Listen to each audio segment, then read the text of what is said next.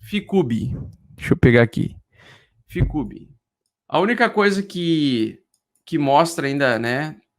E eu acredito que realmente, assim, olha, se o preço rejeitar essa barra de reversão e ele vir buscar essa mima de suporte aqui, ó, de 25 mil dólares, que é a mima cinza aqui, e a gente perder outra fractal, né? Então a gente já tá perdendo uma fractal aqui, onde tá tendo cruzamento dessas duas mimas aqui, 72 e 144. Aqui estaríamos perdendo a segunda fractal.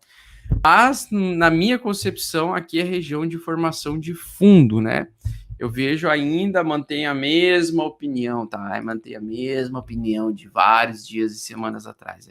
Queda, vamos pegar aqui, ó, queda, seria no caso, queda com volume descendente, lateralidade infinita e começar a se recuperar lá na frente. A mesma coisa, tá? A minha dúvida é virar buscar essa região aqui, a mima de suporte cinza, ou ele vem buscar, ou ele já vem começando a reverter nessa região aqui, ó, tá? Aqui, se ele ultrapassar a região dos 35 mil, começa a ficar muito bonito, começa o mercado a ficar em acumulação em alta, né? Entre 30 e 40 mil seria a lateralização, a acumulação em recuperação de mercado, né? E aí lá para frente, alta infinita de novo, tá? Então, assim, eu tô bem otimista, eu ainda permaneço bem otimista com os mercados, tá? Não acho que terminou a euforia, eu acho que nós vamos entrar na fase de complacência, tá? Então, eu acho que antes do inverno, né, do ciclo do mercado, a gente vai entrar ainda agora na fase de complacência aí, que a gente passou pela fase da euforia, então estamos ainda otimistas, aguardando o melhor momento da retomada de alta, e aí depois nós vamos entrar na fase final desse ciclo de alta, na minha opinião, a fase de complacência, tá? Para depois o mercado voltar a cair violentamente de novo e nós temos muito medo, ansiedades e assim por diante, tá? E de redistribuições aí de lucro, tá? Outra coisa e a parte final, antes de eu atender lá o nosso jovem que está chegando, o número de endereços ativos já está fazendo fundo mais alto do que o fundo anterior, então nós estamos tendo uma divergência bullish nesse indicador aqui, de atividade de endereços, tá? Então, o mercado está voltando a ter uma movimentação maior de endereços ativos, uma quantidade maior de endereços ativos novamente. Isso geralmente mostra a fase de complacência, tá? Então, depois da grande queda, nós temos a fase de complacência. Essa é a grande questão, essa fase de correção, na verdade. Eu acho que nós estamos no meio de uma correção para o preço continuar subindo. Permaneço com essa opinião ainda, tá? E é só uma opinião, você pode discordar, você pode me mandar merda, você pode fazer o que você quiser. Mas o que eu acredito é que nós estamos parecido com o ciclo de 2013, não igual, né? Porque era um tamanho de mercado diferente. Depois de uma grande correção, nós tivemos então um período de lateralidade muito grande aí, que é o período que nós estamos vivendo parecido. E possivelmente nós podemos ter uma segunda onda de alta, então, no final do ano, que é o que eu acredito que pode acontecer, tá? Pelo menos na metade desse ciclo aí. E o número de supply in loss, ou seja, o número de moedas que estão em, vamos dizer, em prejuízo, né, com valor menor do que quando surgiram, está aumentando. Então, nós temos uma divergência bullish também aqui. É uma coisa que eu quero mostrar para vocês, né? Quando o mercado cai, nós temos realmente um número bem alto, né? Um número crescente de supply em prejuízo. Acontece que todas as vezes que ele tem essas altas, né? Bem acima, nós temos fundo, formação de fundo. E quando nós temos o derretimento dessas moedas desse supply em prejuízo, nós temos alta, né? Então, quando nós temos essa divergência aqui, eu gosto, beleza? É bom encontrar divergência nesse indicador aqui, porque isso aqui indica que, pô, o prejuízo ele não vai se sustentar por muito tempo, não vai ter ainda uma manutenção de tantos ativos em prejuízo. Em algum momento isso aqui vai reverter. E na minha concepção, isso aqui pode estar muito próximo de acontecer, tá? Outra coisa, o número de realização de prejuízos máximos já terminou, então não tem mais tanta gente realizando prejuízo. Diga-se de passagem, tem mais gente realizando lucro do que prejuízo agora, nesse presente momento. Agora exatamente prejuízo, né, no dia de hoje, mas recentemente começou a o mercado a ter lucro novamente. E aí começam os spikes de lucro, novamente, a aparecerem quando retoma a tendência de alta. Então, eu já gostei de ver esse spikezinho aqui de alta que vocês estão enxergando, tá? Isso aqui também, possivelmente, é uma retomada de alta, que está querendo ser antecipada aí pelos realizadores de lucro versus prejuízos institucionais, principalmente. E quando nós temos as realizações de prejuízos históricas, são as limpas do mercado, né? Então, recentemente tivemos uma grande limpas do mercado, uma grande quantidade de realização de prejuízo. O que deve ter de gente realizado prejuízo ontem antes de dormir, não foi brincadeira, possivelmente por isso que quando isso aqui atualizar amanhã eu quero ver possivelmente outro spike de realização de prejuízo, né?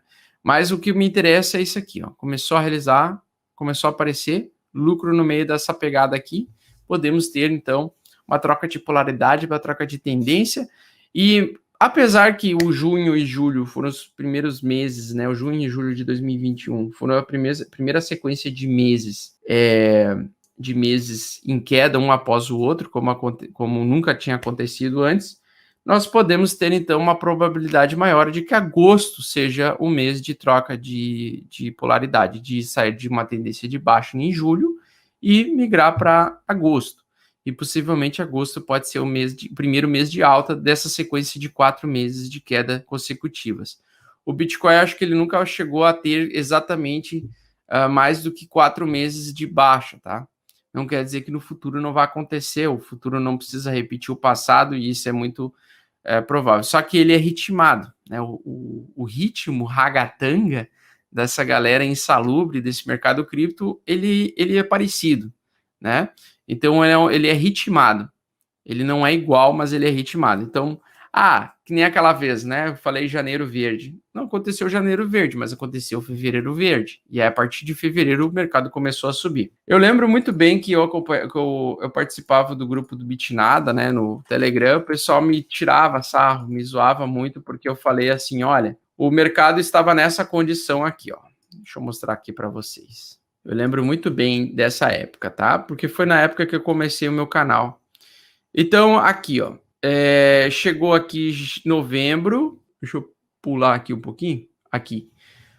Chegou novembro. Aí nós tivemos um mês em queda, em dezembro.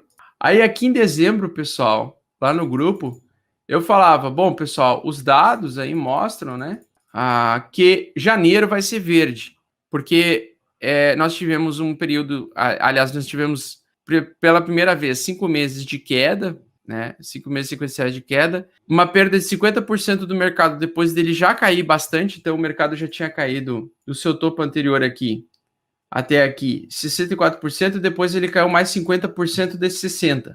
Tá? Ele caiu aqui 50% em novembro daquele ano, tá? Ele caiu 50% nesse mês de novembro aqui, em um mês. Eu falei, porra, agora tá se exaurindo a ponta vendedora. E aí começou essa média aqui. E aí eu comecei a puxar os dados, né? Pô, janeiro e fevereiro são antagônicos, né? Dezembro, janeiro. Dezembro verde, janeiro vermelho. Mesma coisa que eu falei para vocês de junho e julho. E aí o pessoal me zoou porque eu falei na minha análise de que o dezembro ia ser verde. Aliás, que o janeiro ia ser verde. Porque eu falei a mesma coisa. Dezembro geralmente... Dezembro é uma coisa que eu sempre falo, né? Dezembro e janeiro e junho e julho, nos meses no mercado cripto, geralmente eles são meses de troca de reversão de tendência. Então, se chega em dezembro verde, em janeiro ele começa a ficar vermelho o mercado. Ele tende a trocar a polaridade. Não quer dizer que janeiro vai ser, por exemplo, se dezembro for verde, janeiro tem que ser obrigatoriamente vermelho. Mas se ele for verde e janeiro for verde, a probabilidade maior passa-se para ser vermelho em fevereiro e ter uma reversão a partir desse ponto. Porque se você pega junho e julho e dezembro e janeiro, geralmente são meses em que eles indicam as reversões majoritárias de tendência do Bitcoin. Por causa dos contratos futuros, principalmente, começam a surgir os novos contratos, começam a expirar os contratos semestrais e começam a surgir os novos contratos semestrais e começa a entrar dinheiro no mercado por causa do mercado secundário, que é o mercado futuro. Então, muita gente começa a especular o mercado futuro através dos contratos futuros, começa a comprar derivativos de Bitcoin e começa a ter a porra da reversão. Tá? Simplesmente por isso. Então nós temos sempre, eu sempre gosto de analisar. Aí o pessoal me zoou muito, porque eu falei janeiro verde. Eu chegava lá no grupo assim, janeiro verde! Janeiro é verde, janeiro não vai ser vermelho, porque é troca de polaridade. Muito bem, acontece, né, que depois de... Aqui, deixa eu ver. Cadê? Acontece que depois não aconteceu em... Deixa eu ver aqui. Caralho, o que tá com o menino? Aqui, ó. Acontece que depois de janeiro, que foi vermelho, né? Ficaram me zoando. Augusto de Janeiro verde, Augusto de Janeiro verde e tal. Acontece que eu errei por um mês. Porque eu falei, ó, vai começar o mercado a reverter provavelmente o mercado vai começar a reverter de dezembro para janeiro. E aí vai ser janeiro verde. Só que daí eu fui zoado, ficaram me zoando, mas eu mantive a minha ideia. Né? Comprei 5 bitcoins a 3.200 e 3.600, entre 3.200 e 3.600, eu não comprei todos eles ao mesmo preço. E o mercado, desde então, em fevereiro, ele começou a reversão. Né? Então, nós temos ali, acima da média de 8 semanal, nós tivemos a reversão. Tá? Então, eu sempre fico atento ao mercado cripto nesse período de... Então, eu errei por um mês, ó.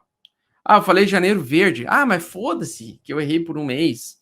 É a mesma coisa que eu tô falando de junho para julho, tá?